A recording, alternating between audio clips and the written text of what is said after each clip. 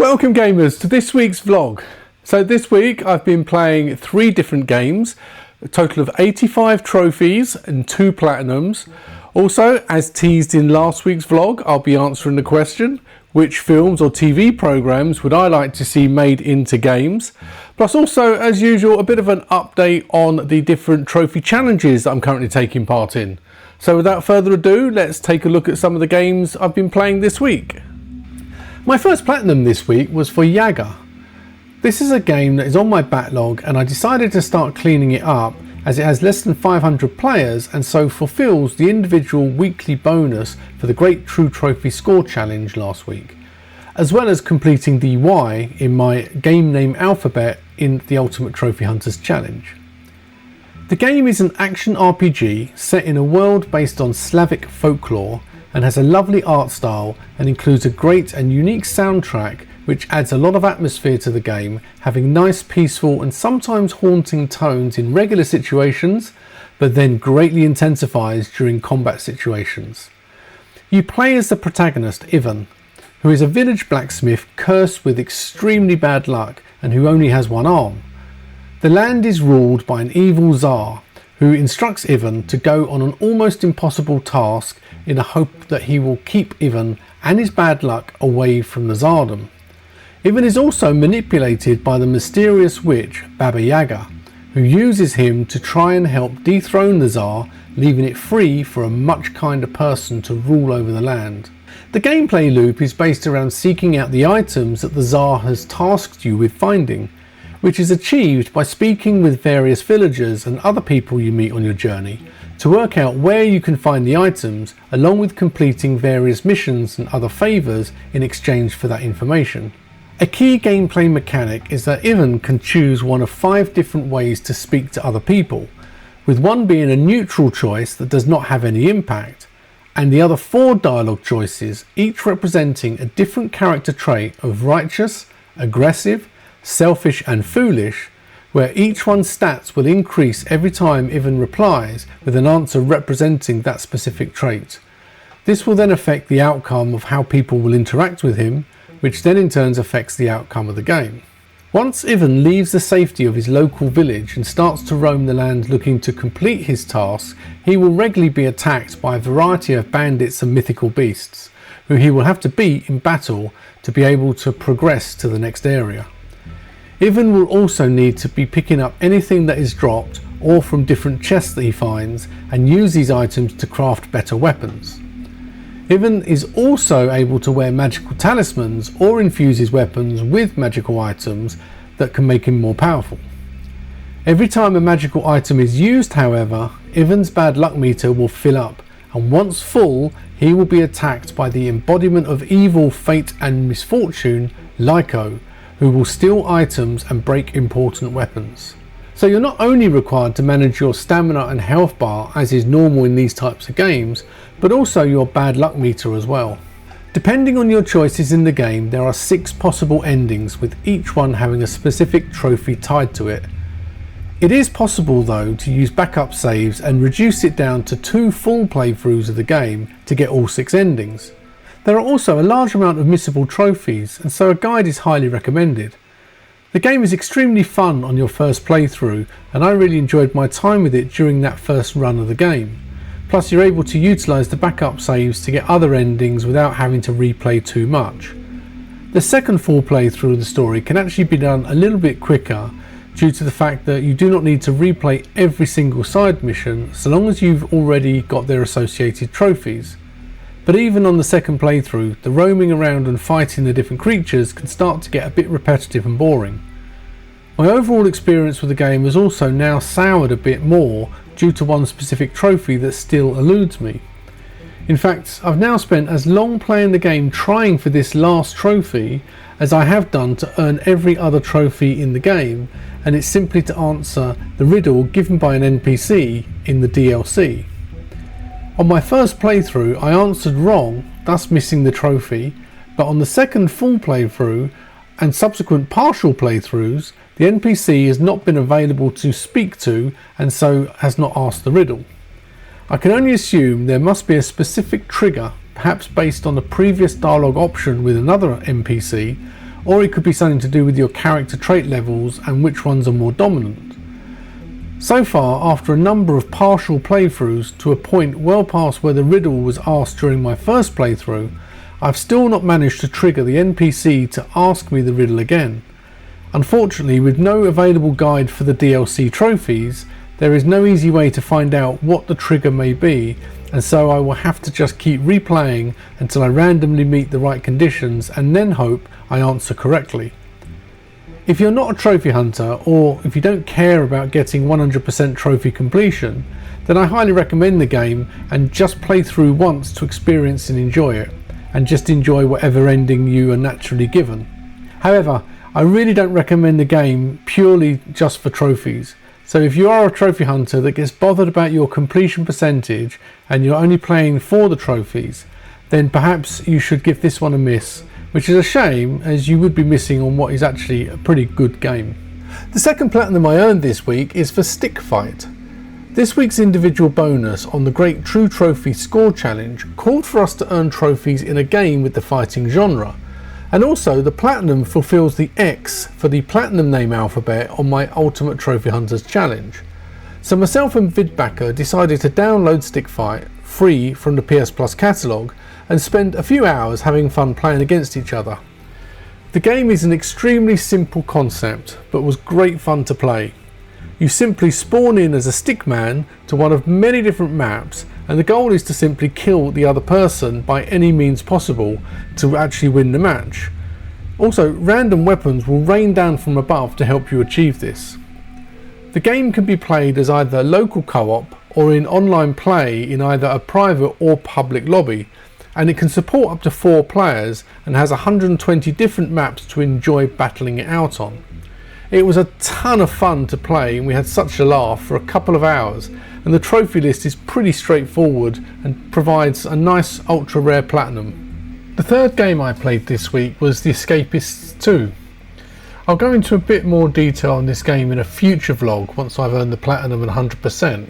However, this week myself and Vidbacker concentrated on the versus mode trophies, where you have to go up against each other and try to be the first person to escape the various prisons. Much like the first game, it's a lot of fun to play, and our versus gaming session was highly enjoyable. Let's just do a quick recap now of all the trophies I've earned this week, starting off last weekend with The Escapists 2 and got a few trophies on that before pivoting over to Yagger, where I then continued playing through until I got the platinum midweek. And of course, as already mentioned, I've got 1 trophy outstanding on that game now to get the 100%.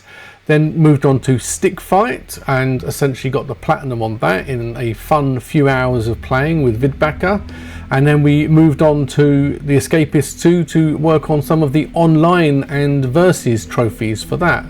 That takes me up to 311 platinums, and my trophy completion percentage is up to 84.52 now.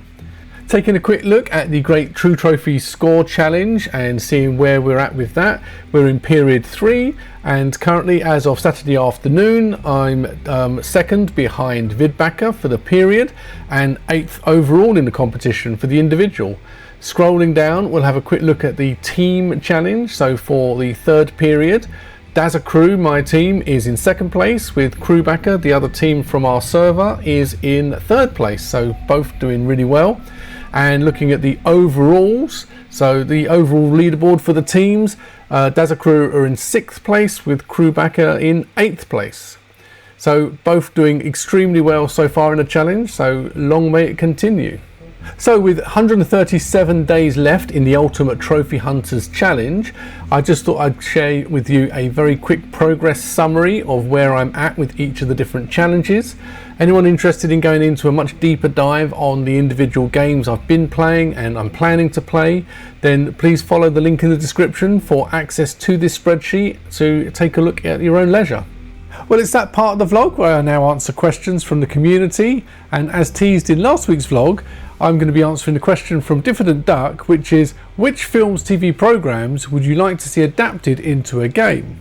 So being such a film buff, I could probably list off dozens of these, but in the interest of time I've narrowed it down to probably my most favourite 7, 2 of which are TV shows and 5 being films.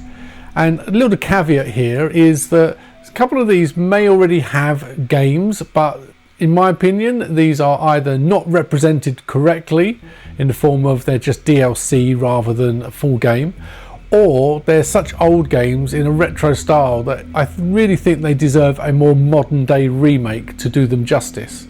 So let's get on with it, and my first pick is the TV show Breaking Bad.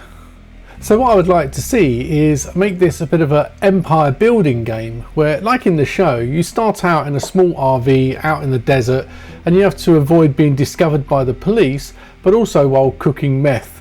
And that could be a tricky mini game that you would have to master, which would then maybe determine the purity of the meth and thus how much you could make from it. Things could easily go wrong, where you could end up getting stranded or even have accidents that would affect the overall production. And as you make more money, you can then start doing deals with local drug lords to sell your product and increase your overall production as you slowly build up your Heisenberg identity. I really feel that it would make for a really cool empire building management style game. So what do you think of Breaking Bad, and would you like to see that made into a game? Please let me know in the comments. So for my second pick, I'm going to go with another of my favourite TV shows, and that is Sons of Anarchy. Now, I know that GTA 4 has got a DLC called The Lost and the Damned, which is very much a Sons of Anarchy clone. However, I think it's such a great show with such good potential. It really does deserve, in my opinion, a full-on licensed and dedicated game. I would go with a third-person gameplay mechanic with a gameplay loop of territory building management style game, and you are running guns as your main income, but like in the show, you have other options to diversify into other vices and secure income for the club that way.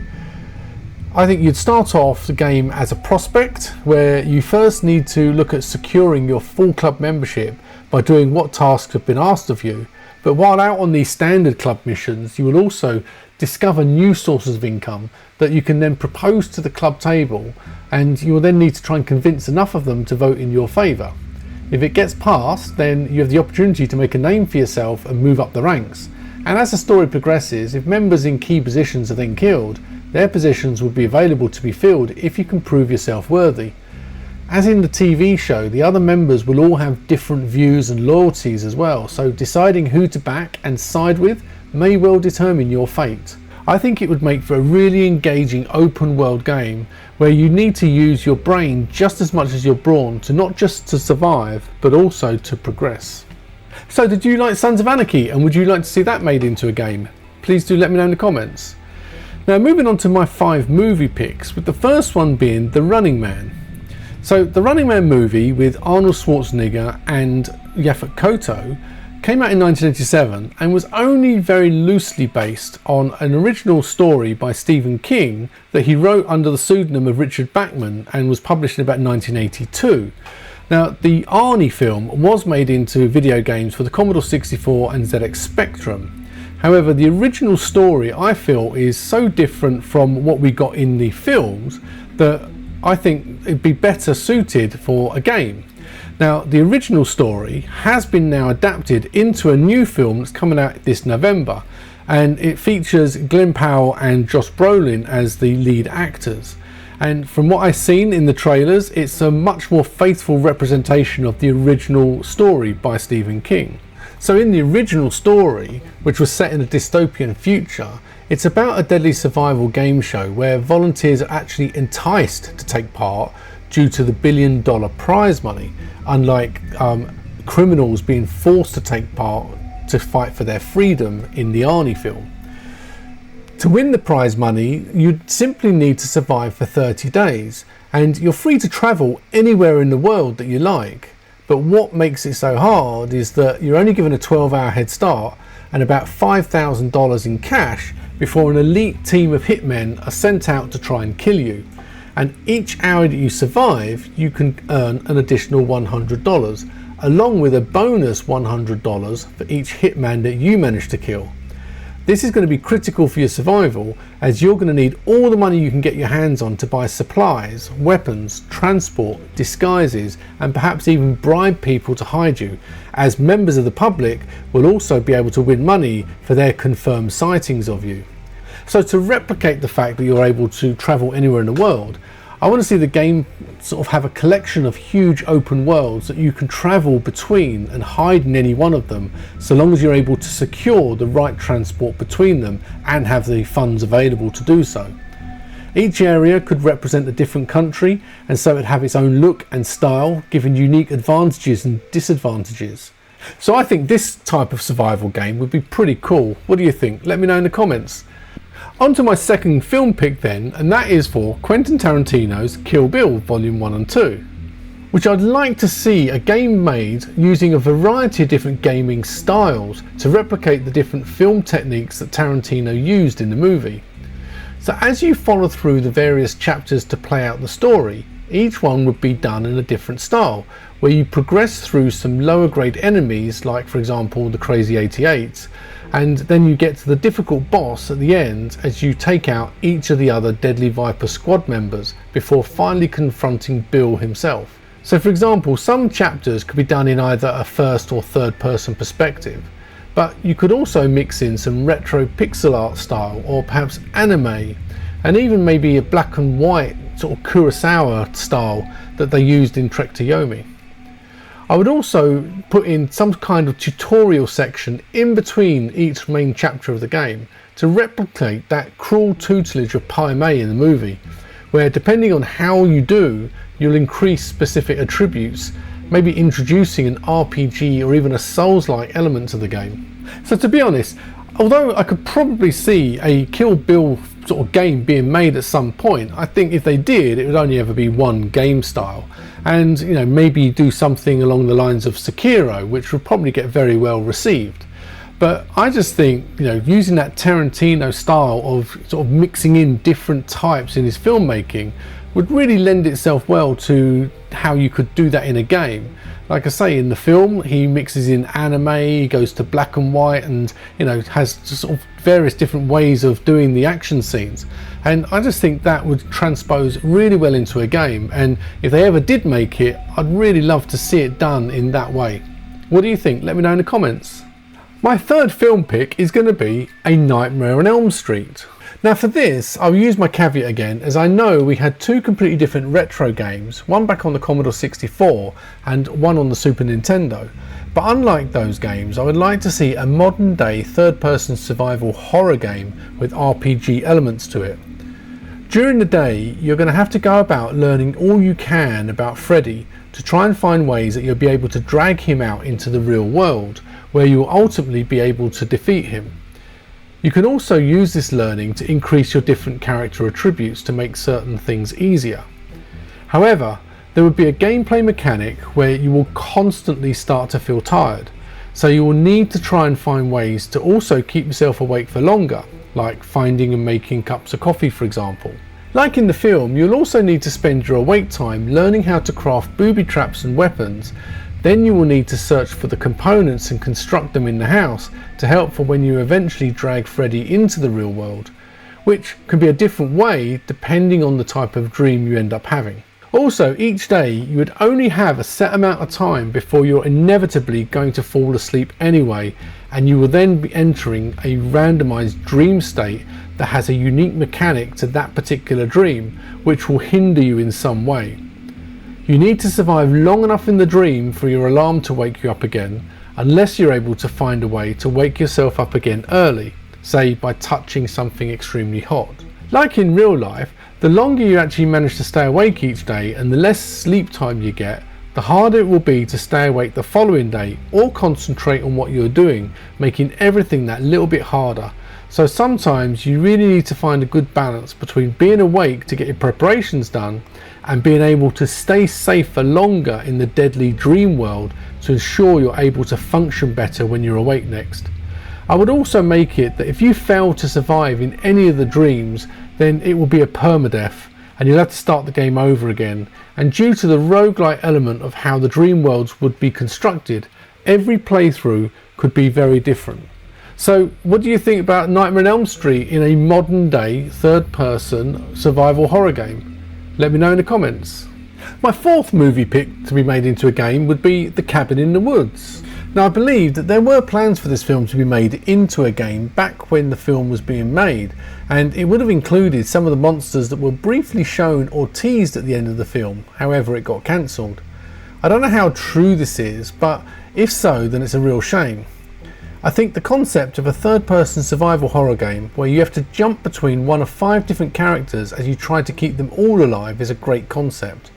You could use the mechanic they used in GTA 5 to swap between the different characters, and your character wheel in the bottom corner of the screen would show their current danger level. So if it's showing as danger, then you need to get to them to a better hiding place, but if it's showing as safe, then you can swap to them to progress them in their efforts to escape. Obviously, with 5 characters, there's a potential for co-op and multiplayer, but personally, I would prefer it to be a solo-only game so that the swapping between characters is the main gameplay loop.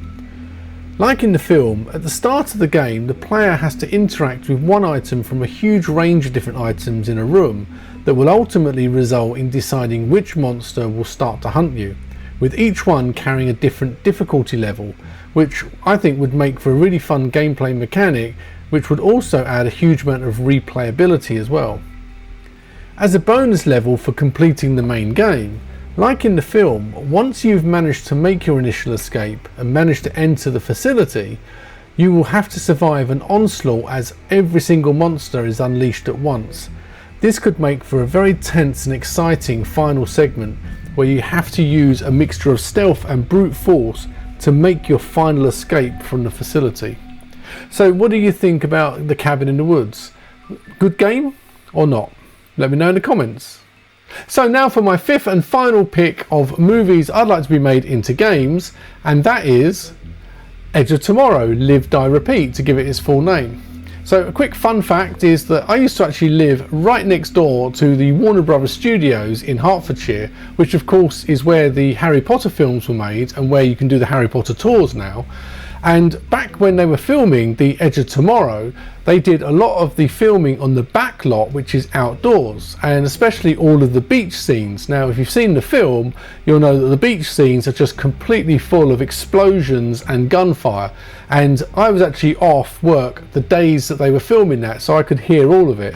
Anyway, fun fact out of the way, let's move on to what I want to see from the game. The basic plot of the film is that Earth has been invaded by an alien race known as mimics, and they're all linked together in a hive mind that is controlled by the Omega, which has an ability to rewind time but still retain all the information that it learned up to that point.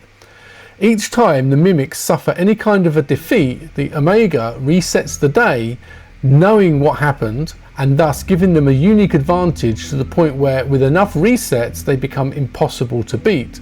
However, upon injuring one of the alpha mimics, and as he dies becoming infected with its blood, the main protagonist, Cage, played by Tom Cruise in the film, acquires the ability so that each time he is killed in action, he can reset the day, but he remembers what happened up to that point.